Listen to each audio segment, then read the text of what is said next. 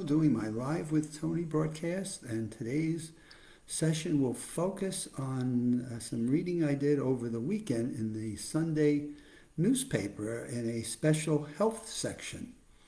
And it really struck me with a couple of articles that really, if I can only encourage people to do, would be so beneficial to their life, to their memories, to their mental fitness.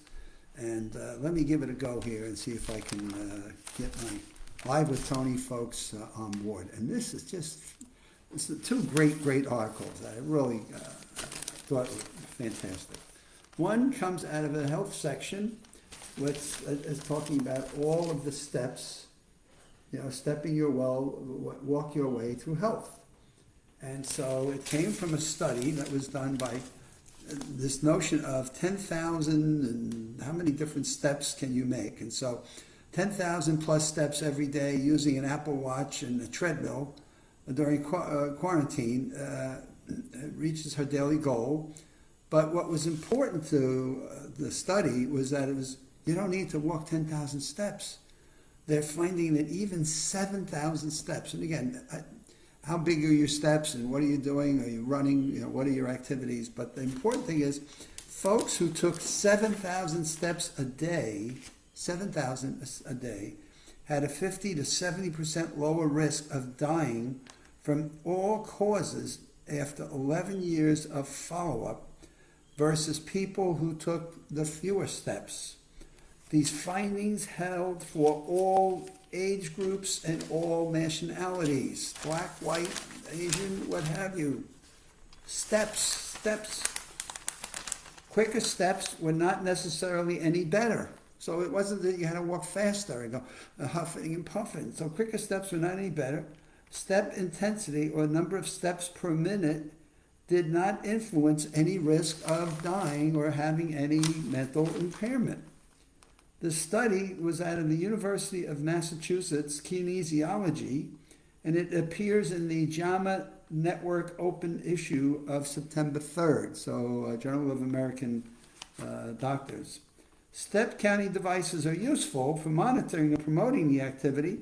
Steps per day is simple, easy to track metric. 7,000 steps a day may be a great goal for many individuals who are currently not achieving this amount.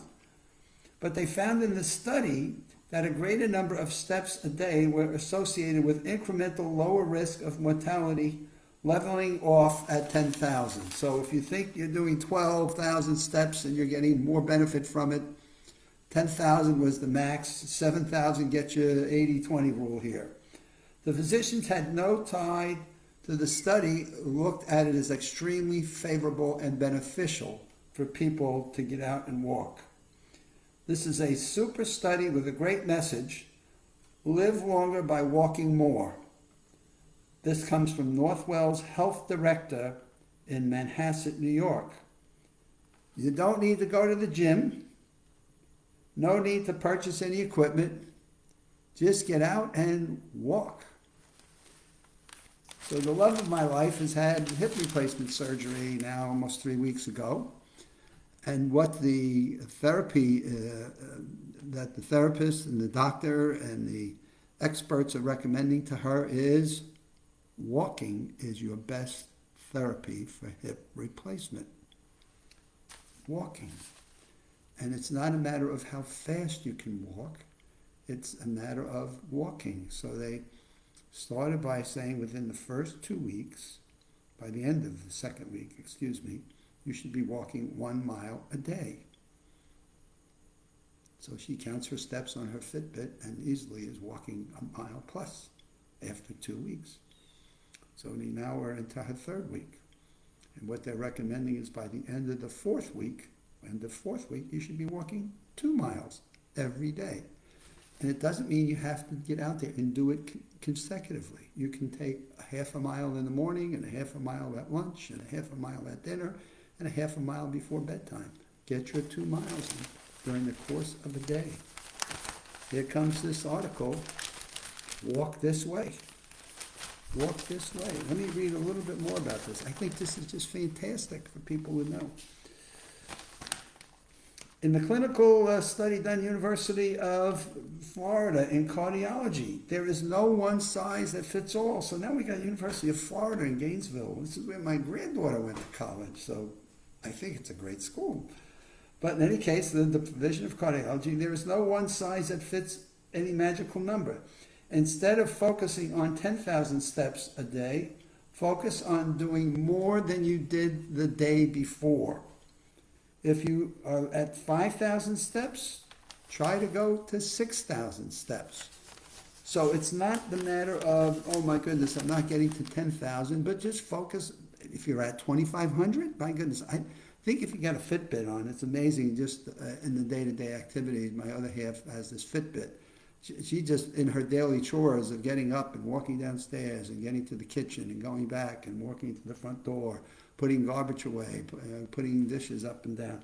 She gets over 3,000 steps just without even counting. By the time she looks at her Fitbit, she's well over 3,000 steps without even making the concentrated effort we do every day in going out to a track and walking around for a mile.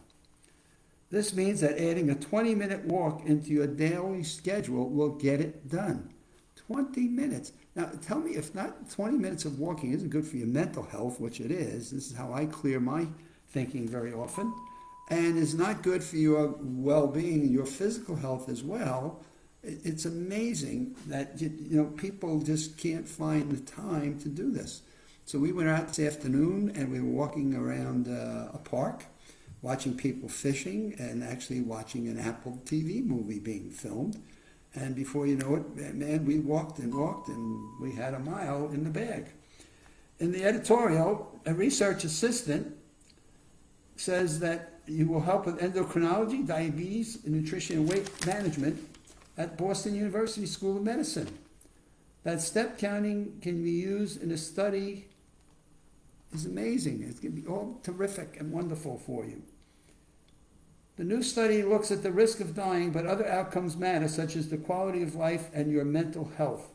We want to encourage investigators and research founders to focus on understudied topics that will provide evidence to support a national STEP guideline for the CDC.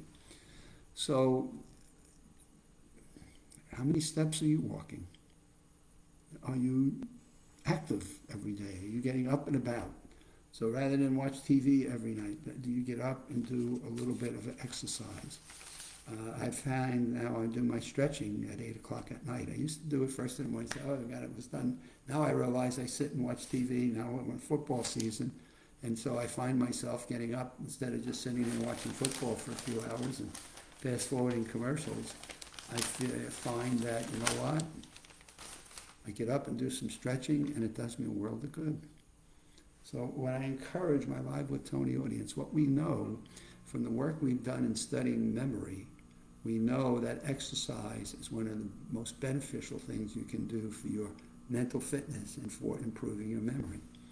And what I'm now reading over this weekend is walking this way has a huge benefit on all kinds of other illnesses in your body and impacts to you, which is great if you live anywhere near a walking trail or a walking track or a high school field where you can just get out and walk and put your earbuds in and put your iPhone on or whatever it is that you enjoy listening to in terms of music.